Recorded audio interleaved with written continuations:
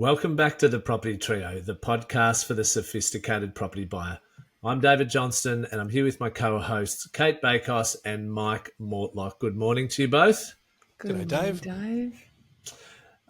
So today's episode, we have a great question that we're going to tackle from one of our listeners and her question actually includes a number of questions. So we're going to dedicate the entire episode to Sarah's question. So Sarah wrote in and she said, Melbourne will need to turn around at some point after underperforming. That's her opening statement.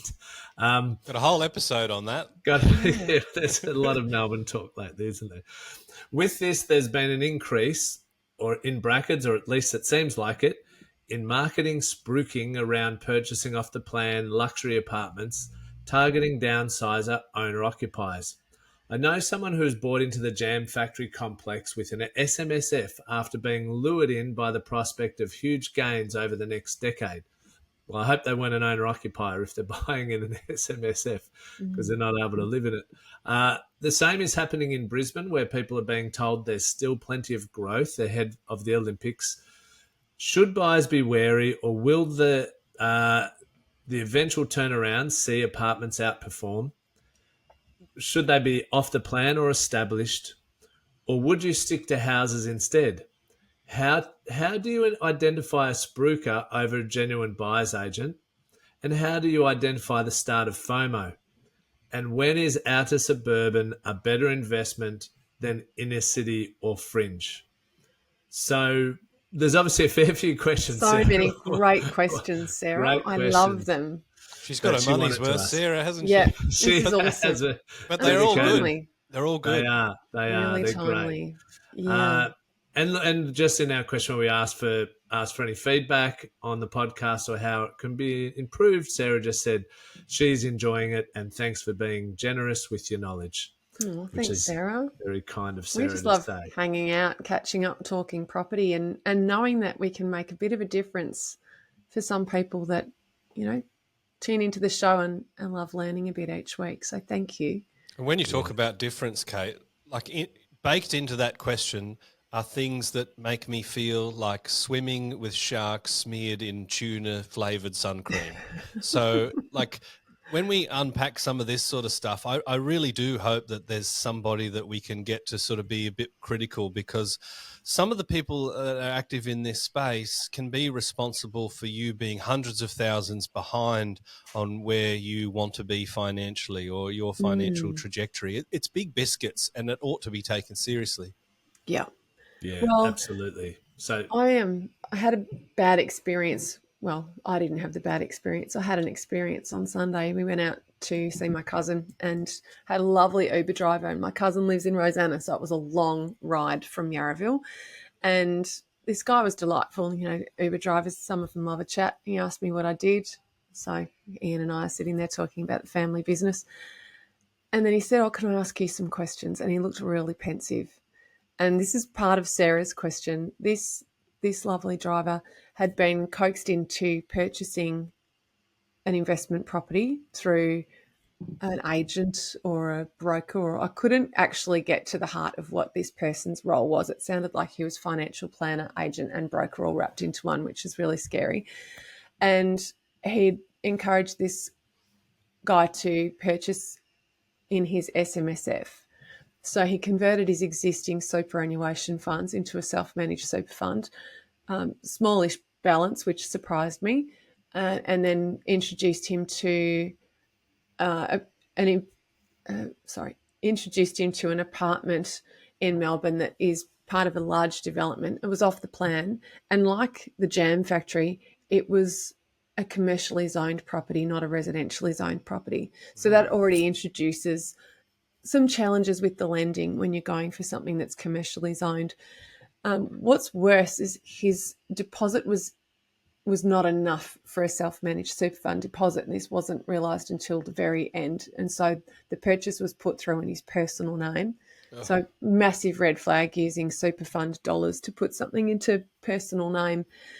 And paid 495 with a rebate that was attached to it. So got a cash out rebate. These seedy things take place with some developments off the plan. So his on paper valuation was 495, and that was what was funded with superannuation dollars. Current val sits at 380.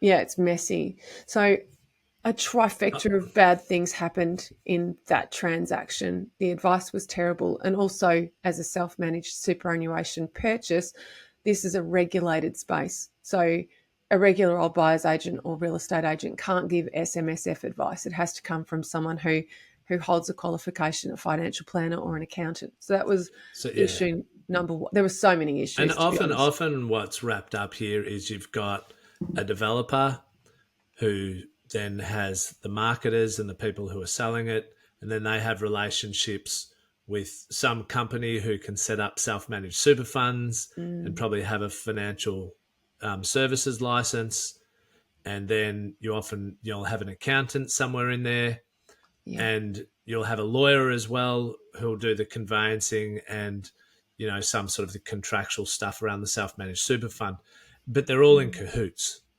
Yes. At the end of the day. It's terrible. So they are like a mini cottage industry of themselves.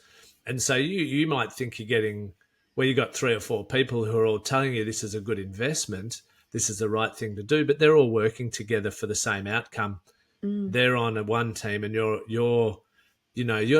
not giving you independent advice. Not at all. In those it's situations. Selling off a stock list. Yeah. And the worst bit is it's pitched as free advice.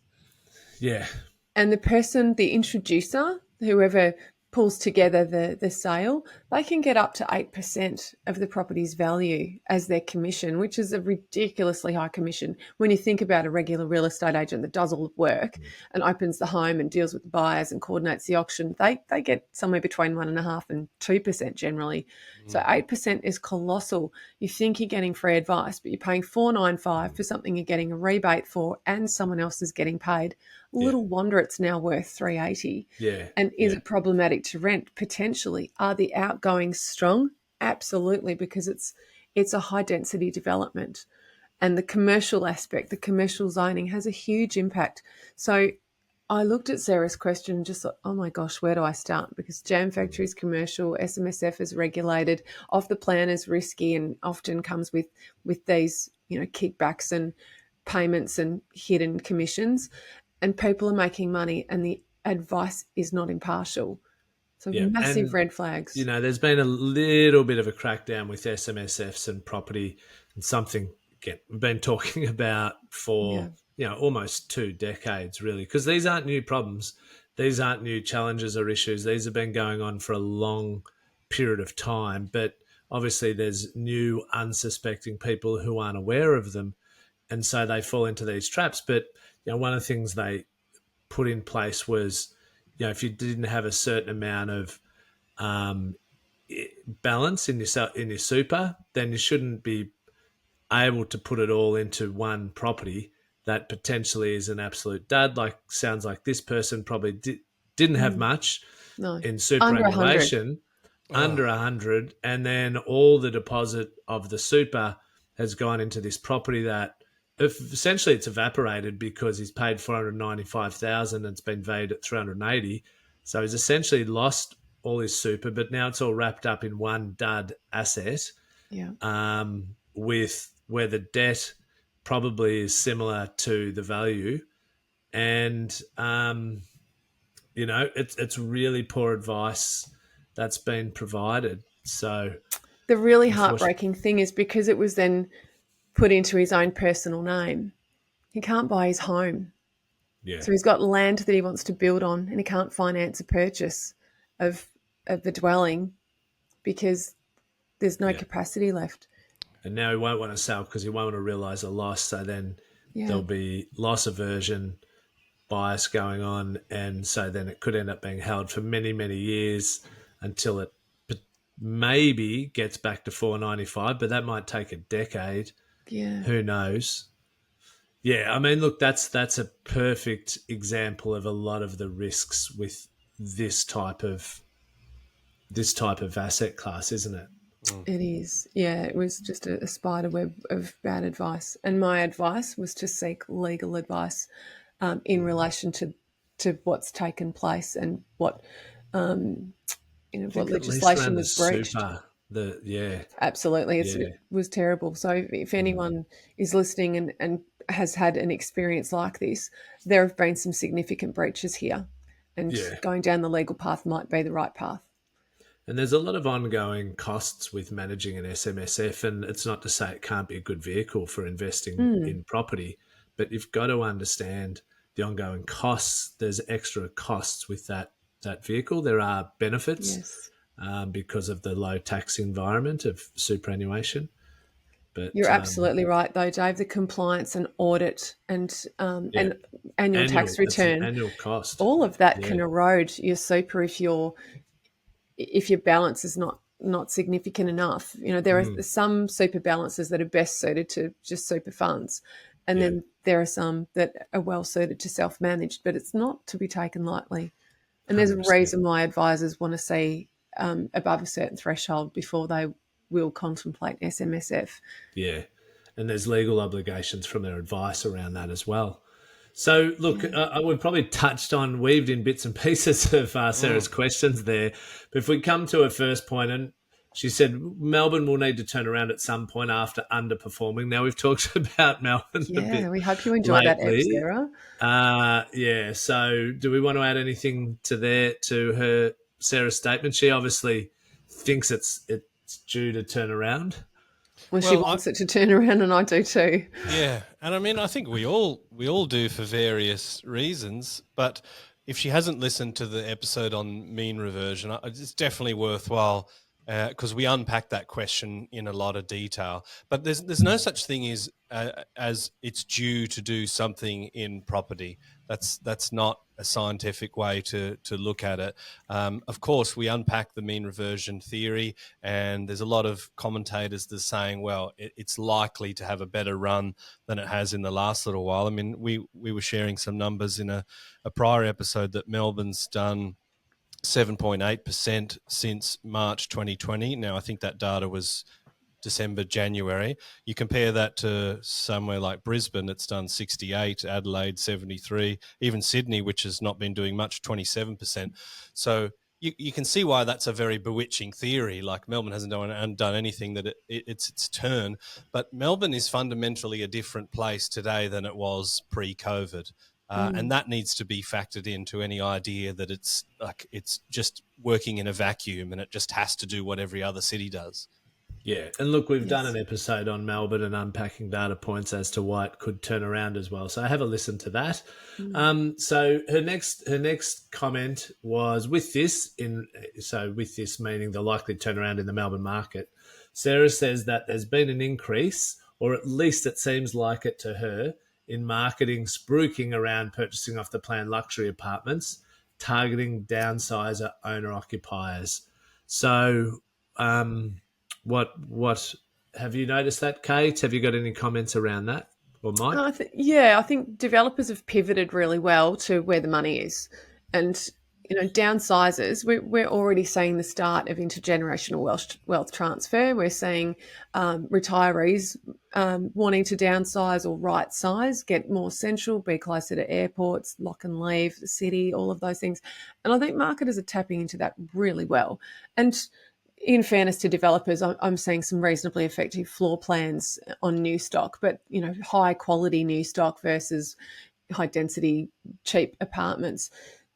I think when you've got a downturn and you've had builders putting a lot of money into the building pipeline, they'll do whatever it takes to get that back. So they offer lucrative developer incentives, and they get marketers presenting all these nice flashy brochures and making lots of phone calls. And this is part and parcel of a city that needs its marketers to do some hard yards, because sentiment has been down and people haven't had much of an appetite for new off the plan properties or smaller apartments. And for the commercially zoned ones, they're a really hard sell for anyone that gets a legal review and has the solicitor or conveyancer say, excuse me, you've got a zoning challenge here. So I think it's a fair comment that and a fair observation that Sarah's noticed that there's been some hard marketing, because there has. Yeah, I'd say I've observed over a long period of time when a market turns, or perhaps when it's on the cusp of turning, you see a lot of spruikers enter that marketplace because they see opportunity to make money, and you've got to be really careful. And I think that's probably part of what you're seeing there, Sarah. And I think we'll only see more of it if the Melbourne market does start to rebound, as the February numbers suggest it might be about to do. So Sarah knows someone who was bought into the jam factory complex with an SMSF after being lured by the prospect of huge gains over the next decade. The same is happening in Brisbane, where people are being told there's plenty of growth ahead of the Olympics. So what are our thoughts? Oh, I think first one is brand new. We've talked about land to asset ratio on this podcast many, many times. When you're buying something brand new, you're at risk of having a lower land to asset ratio. And what that really means is that your land component is far smaller than your dwelling component in terms of value. Now, the added complexity with off the plan is what we talked about before, with introducers being paid and rebates being offered. It's not impossible for someone to buy something for 500. They've actually got rebates back and paid the introducer, and it's really only worth 420 or 430, or worse still, 380. So that's the challenge that any brand new off the plan property holds. And I think it's really important to point out that forecasting strong growth in a decade is firstly unrealistic, and secondly, historically, it's probably proven that it's not likely. You need to get gains in 10 years from a brand new property. That location really needs to boom, and I would suggest that you've got a higher likelihood of it happening when it's a house and land, or when it's a townhouse, something on a large portion of land, as opposed to a high density apartment. Yeah, you've got to look at scarcity, and one of the things that generally is the case when you're buying off a medium high density off the plan apartment is there's lots more of them around. Firstly, there's a lot of them in your building, but then there's the likelihood that more will go up, and those ones that they tend to date pretty quickly. And so, what I would encourage anyone to do who's looking at buying an off the plan apartment is go and look at what the purchase price was for the nearest sets of buildings to the one you're looking to purchase when they were purchased new, like 3 years ago, 5 years ago, 7 years ago, and then see what they're selling at now. You must do that. Otherwise, you're not taking seriously the due diligence of buying the property you're looking to purchase, because that's going to give you the best indication of what's likely to happen to apartments in that area. I think the vast majority of the time you won't find a good story in terms of capital growth when it comes to medium to high density apartments over the first, 3 to 7 years. Yeah, I think that's fair. After 10 years, you might start to see a slight turnaround, but that's not what was being purported here. And I think it's important to note that strong gains are not a likely option. And I think you've always got to look at the area, the suburb itself, and work out how densely populated it is with apartments. Is it overpopulated?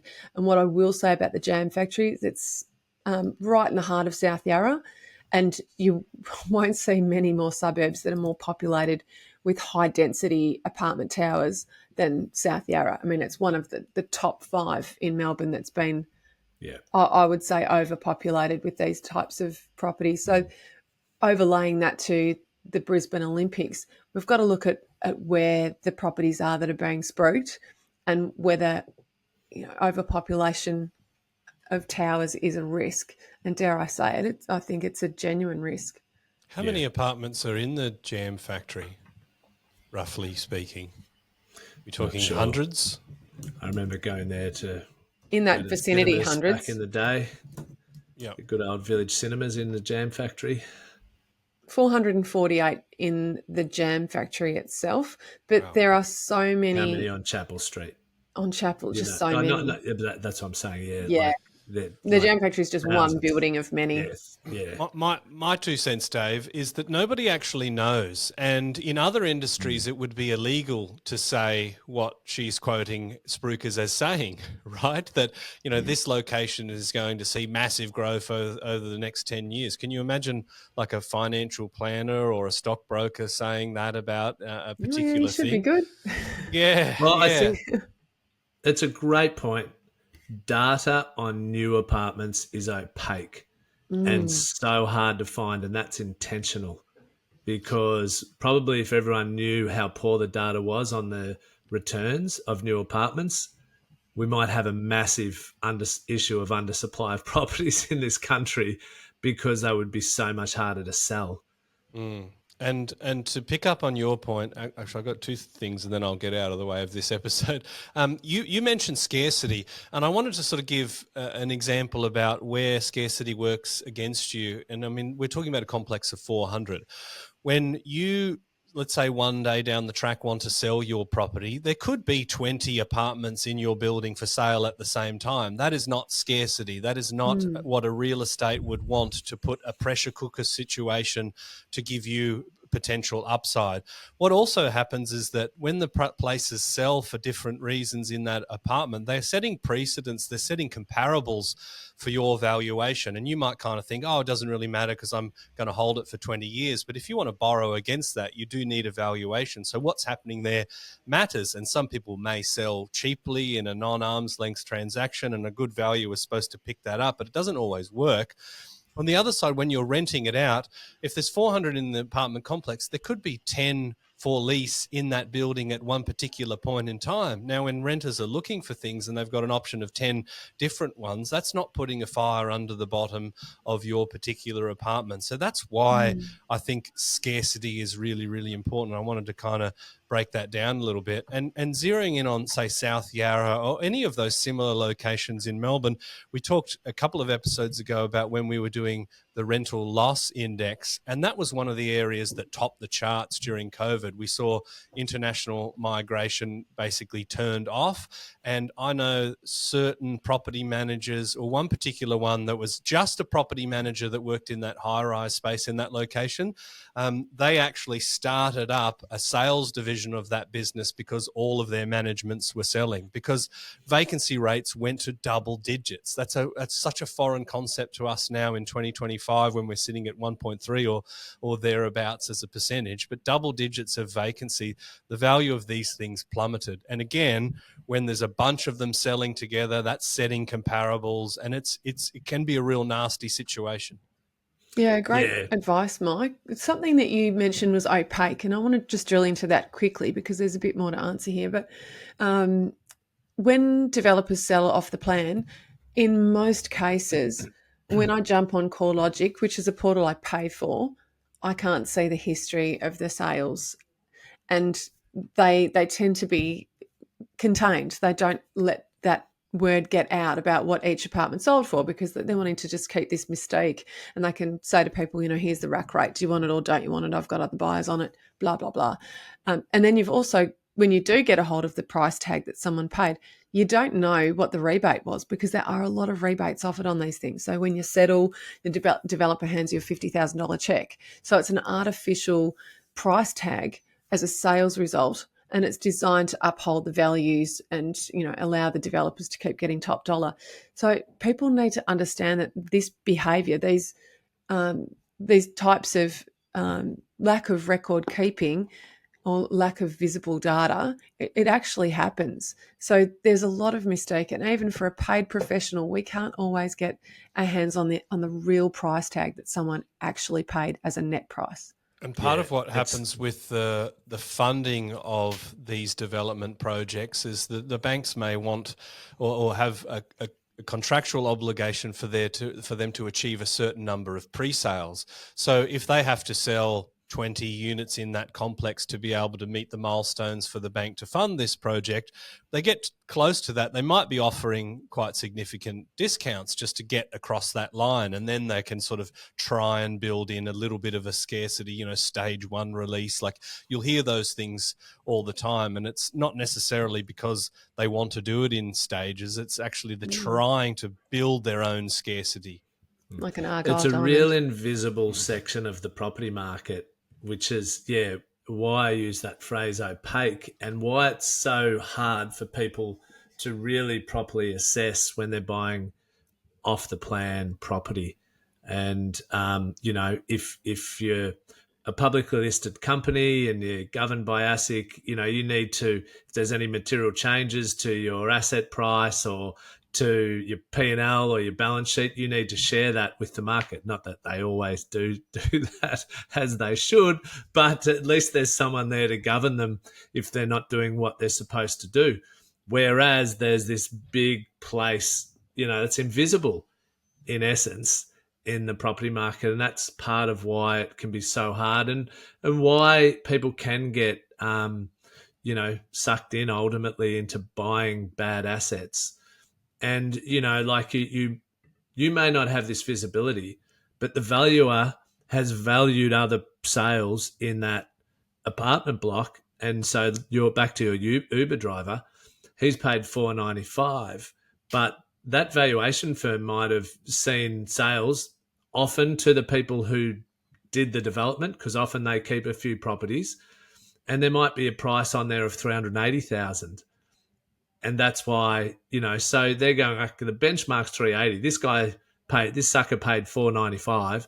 Someone else has paid $450. This person's paid $420. This person's paid $380. I'm valuing them all at $380. And then they've got their fundamentals around it as well. So, there's that big risk on the valuation side on the back end, but the valuer can see some data that often you can't see. Yeah, so Good true. point. So, look, one of her last sort of couple questions is relating to apartments. So she's asked, are we going to see a turnaround in apartments? But then she's also asked, what about purchasing off the plan versus established apartments? So maybe we can talk about that. And what I would say to Sarah and all our listeners, we've done 2 episodes on the risks of purchasing off the plan. We've done an entire episode on established versus new property. A lot of these questions we've done entire episodes on. So I really do encourage all our listeners to go back to the back catalogue and, listen to a lot of our first 50 episodes, for even first 100, because a lot of these topics we've covered in an entire episode or even over 2 episodes. Yeah, and we'll pop the show notes in as well, so it makes it easy for you to find them. Yeah. We've chatted about apartments too. There are apartments and apartments. They're not all the same. I do love this question. Let's tackle the very first one. Will apartments turn around? Look, I'd love to think they will in Melbourne. They've not tracked at the same pace as other capital cities, and we've delved into why as well. So I hope you enjoy all of that. Sydney apartments have fared much better than Melbourne, but as I said, there's apartments and there's apartments. There's lots of different subsets. If I do tackle apartments for a client, I really love to go for the boutique apartments where there's somewhere between 4 and 20 in a block. The lower the better in many cases. And that's because you're getting a much better land to asset ratio. You're probably getting a much better location. You tend to find that your lower density older blocks are in leafy streets that are really close to amenity but not on a main road. They're residentially zoned in most cases, and they're built beautifully, and they've got big rooms, big open hallways, and there's a lot to like about many of them. But of course there are always the duds that you can find in the mix, so you've got to have a good checklist there. And I strongly recommend, if you're targeting an apartment, to have an outdoor area, whether it's downstairs courtyard or a balcony. Orientation counts for a lot, room size counts for a lot. All of these things are important, but the most important thing with an apartment is that you go through the Owners Corporation minutes, you chat to the Owners Corporation manager, and you understand the condition of the apartment, whether there's any social disturbances or issues in the block. Get to the heart of things so that you know what sort of special levies or fees you might be up for in future years, because the older ones, they come with older issues. So what I will say about higher density and newer apartments versus these old boutique blocks is when you individually track the performance of a boutique block. And what I mean by that is let's say I'm studying Armadale. I'll get a list of apartment blocks in the good streets in Armadale, and I'll circle in on some of the dwellings that have had several sales over the last few decades. And then I can track their capital growth performance and overlay quite a few so that I'm getting a data set. If I do that for an established boutique block, and then I do that for a newer high-rise apartment, and I look at the data, it's very, very different. You're getting some good data, good encouraging capital growth out of your older style apartments compared to the newer ones. But we did have a period of time there where pretty much all apartments didn't do much in Melbourne for about 10 years. So you need to be prepared for the fact that at present, houses are outperforming apartments, and that is the gist of it, really. Yeah. And we did a lot of analysis on individual properties and suburbs over sort of 20, 30 plus years. And until about 10, maybe even pushing a little bit beyond 10 years now, as established apartments kept pace with houses in Melbourne. But in the last 10 or so years, they've fallen away. And that Melbourne has been the best city at building new apartments. So, putting on new supply. But that's also something you need to factor in. Melbourne has a much higher percentage of apartments than any other capital city other than Sydney, whereas there are other capital cities that have much fewer apartments. So looking at the supply of apartments in the overall capital city is something to consider as well. How prevalent are they? Because that can put downward pressure on the capital growth. They are an example where mean reversion hasn't happened at this stage, at least. So, they may get mean reversion in 5 years, in 7 years, and that would be a really flat sort of 15, 17, 20-year time frame for units and established units and apartments in Melbourne. So I think, established, we generally believe on the generalisation, you still got to select well and right street, right block, etc. Outperform new, but there still is a risk with them in Melbourne relative to houses. So that was sort of part of Sarah's question: would you stick to houses instead? Do you want to put a few words around that, Kate? Yeah, this is a tough one, because if we're talking about a budget, and we usually are, you're going to have to compare apples to oranges. So $750,000 on a really beautiful older style boutique apartment in Armadale versus $750,000 on a house in Laylaw. Very, very different areas, different demographic, different types of tenants, different products. And it's hard for someone without experience to determine which one will outperform. At present, though, the houses have been outperforming in Melbourne. That's not to say that apartments won't catch up, but we haven't seen that mean reversion for a long time. Yeah. They generally have a higher land to asset ratio as well. Yeah. And so we've done a reasonable, I reckon, at least half an episode on how to identify a spruiker versus a genuine buyer's agent. But do you want to provide a few insights into that, Kate and Mike? Mike, I reckon you do this justice. What are the questions that consumers can ask to determine whether they're dealing with a spruiker or an independent buyer's agent? It sort of came up on a previous episode where you were kind of giving some insights into how you can identify that an interstate BA doesn't really know that exact area. But the problem is a lot of that time you've already signed up and paid a retainer. So you sort of locked into it to some degree. I think the first step is to look at who's paying them. Are they free, in inverted commas? Yeah. And why are they free? Really, they should be disclosing any income that they're getting from whatever source. But if they're a channel agent or they're paid through a developer, or the agreement is that they're going to park you somewhere and take a clip for it, I mean, that's kind of fine to some degree. I mean, that's kind of how the whole mortgage broking industry works, but it's very clear and it's very regulated, whereas in that space it can be a little bit murky. So that's obviously the first one. And then just ask the questions. I mean, we don't ask many questions about our experts. I spoke to a physio once and I said, like, how often do people come to you and say, what experience do you have with this type of injury that I'm presenting with? And what continual professional development do you do to make sure that you're across the recent changes? And I said, does anyone ask that question? He said, I've never had that question in my life. I would love that question to present itself, because I actually do a lot of work in that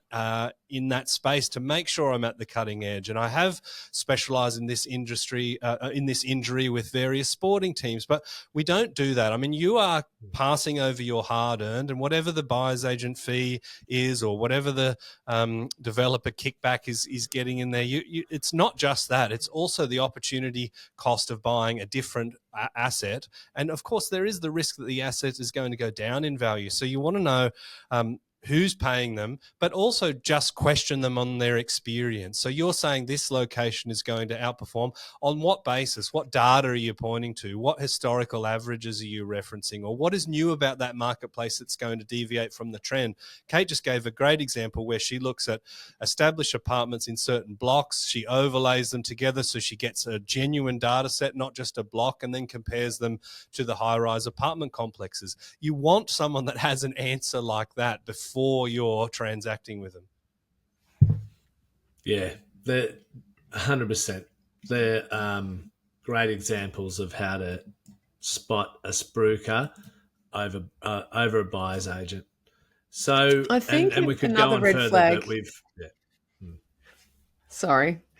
I think Give us one one more more. little red flag is when they've got an overarching set of services and then not letting you nominate your independent people. So I know that there are some great firms that offer, your finance, your financial planning, your legal, they're spruikers, but it's when it's enforced and you're not allowed to go outside of that bubble that I smell a bit of a rat.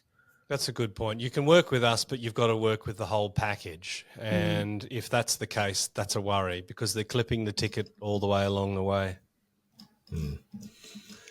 So her next question was, how do I identify the start of FOMO? Can I, Kate? See, I think if you identify the start, that's when you want to identify it. It's if you're getting in right at the end, late.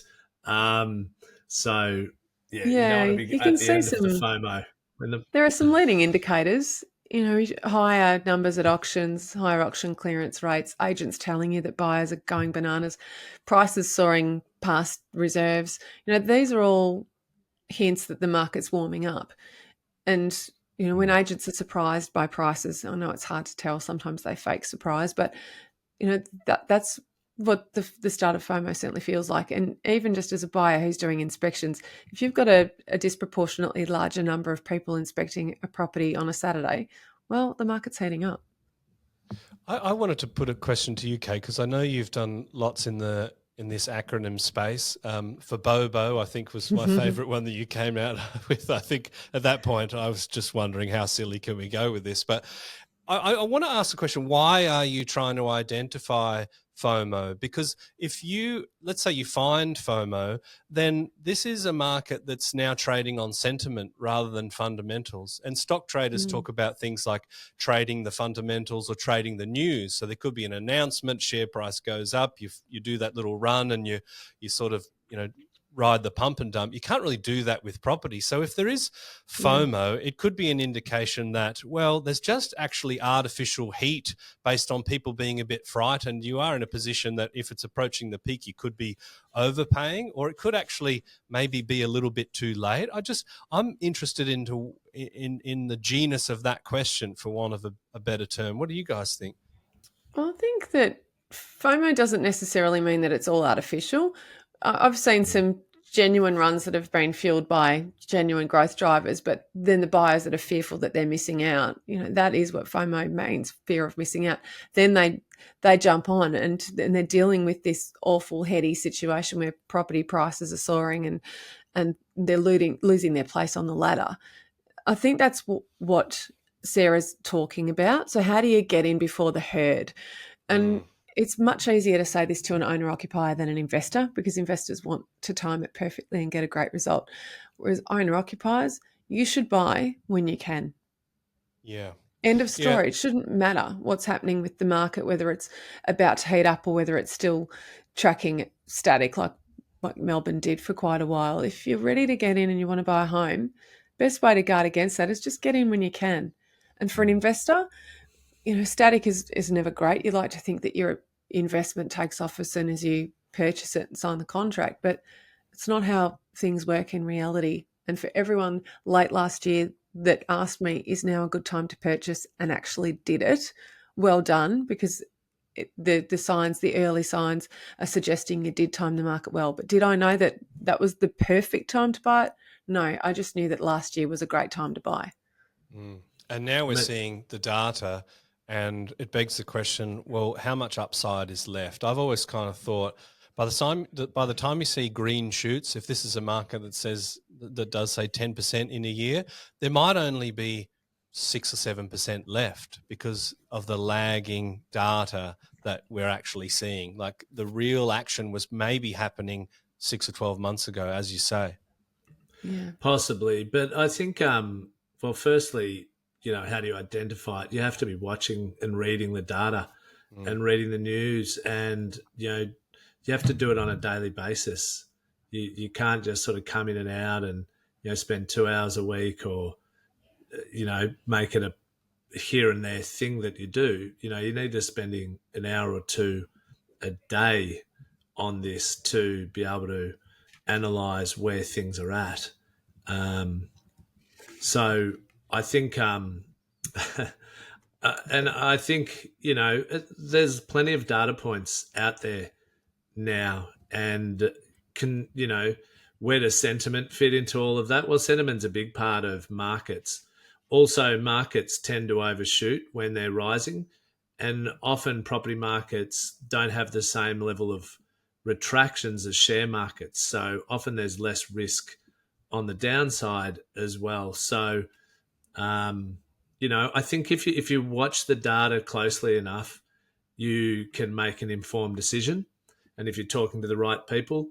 But if you're a bit lazy, ultimately, and you're not talking to the right people, and you're a bit lazy with even talking to people, then you're more likely to make poor decisions. But I think that goes for everything in life. It's not just property, it's everything. So, these same rules apply to making decisions in any areas of our lives or in our careers as well, to be honest. So if we move into Sarah's last question of her multifaceted set of questions. When is outer suburban a better investment than inner city or fringe? And I assume by fringe she means like fringe regional centres, because she has said when is outer suburban better than in inner city. So let's take it as she's saying that. Outer suburban versus inner city, or fringe being a regional centre on the fringe of a capital city. This is a very short answer because it's a big question that needs a lot of detail. Yeah, it comes down to your episode. short term, your long term, your personal plans, your cash flow, and your appetite for work or for distance. There are lots of moving parts to this question, and we are now comparing apples and oranges and grapes and lemons, and there's a lot of differences here. It's a great question, but I think you need the help of a planner or an experienced buyer's agent that understands investment metrics to lead you through that. And if you're working with a strategic mortgage broker, you'd be leaning on them to be talking to you about the cash flows and the mortgage that you can anticipate and what sort of gross rental yields translate for the loan that you're keen to get your hands on. That's a good. Yeah, I think yeah. So we're not gonna say this is better than that versus this at this point in time. I don't think we could. We wouldn't do it justice. Yeah. yet. No, It's too hard, but I guess you need to understand what's going on in that region. Like, are people leaving? Are there job opportunities, or is the job market shrinking? Do they commute to the actual city and there's nothing that's holding them there except house prices? Is it a desirable suburb, location, whereabouts? Where does it sit in the market cycle? There's a whole range of factors to consider. What is your price point? So we've answered a lot of Sarah's questions today, and thank you so much, Sarah, for putting together such a diverse set of questions. Hopefully, we've given you some good food for thought and our listeners, and we look forward to speaking with you all in a week's time. Absolutely. Thanks very We really much. appreciate the question, Sarah. Great app. Thank you, Sarah. I'll see you fellas next week. See ya. See ya.